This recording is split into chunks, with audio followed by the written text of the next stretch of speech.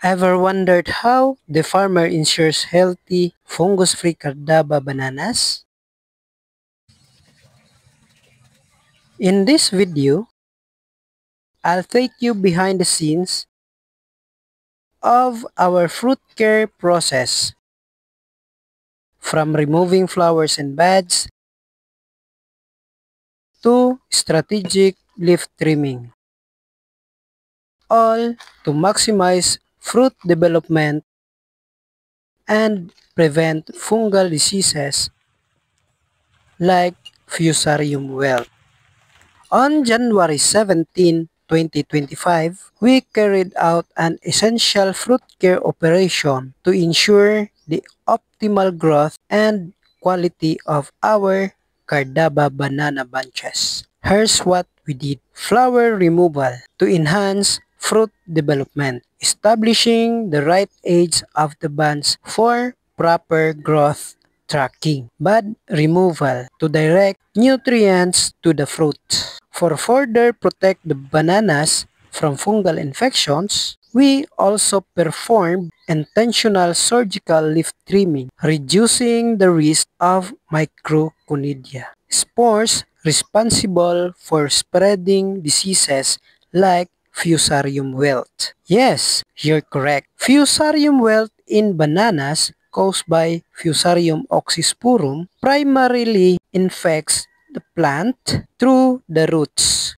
The fungus enters the root systems and spread through the vascular tissues, blocking water and nutrient flow, eventually causing the plant to wilt and die. While Microconidia, one of the spore types of Fusarium, can be present in the infected plant debris, soil, and water. They are not the primary means of infection. Instead, plymatospores, thick-walled, long-lasting spores, serves as the main survival structures of the pathogen in the soil. These spores can persist for years, waiting for the right condition to infect new plants through the roots. Here are the key strategies preventing Fusarium wilt. If your concern is preventing Fusarium wilt, here are some essential farm practices. Using resistant banana varieties. Second, practicing proper drainage to reduce soil-borne spread.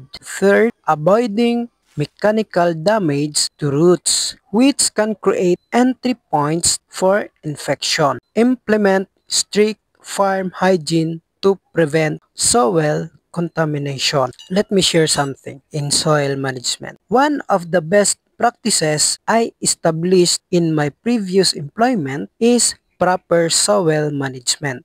Maintaining a soil pH ranging of 5.5 to 7.5, which is also optimal for most solanaceous crops, helps in controlling fungal infections and bacterial wilt. Ensuring the right soil balance promotes healthier root systems and improves the plant's resistance to disease. With these careful steps, we are on track for a healthy, high-quality harvest. Our estimated hanging period is 12 to 14 weeks based on our elevation. Looking forward to a bountiful harvest.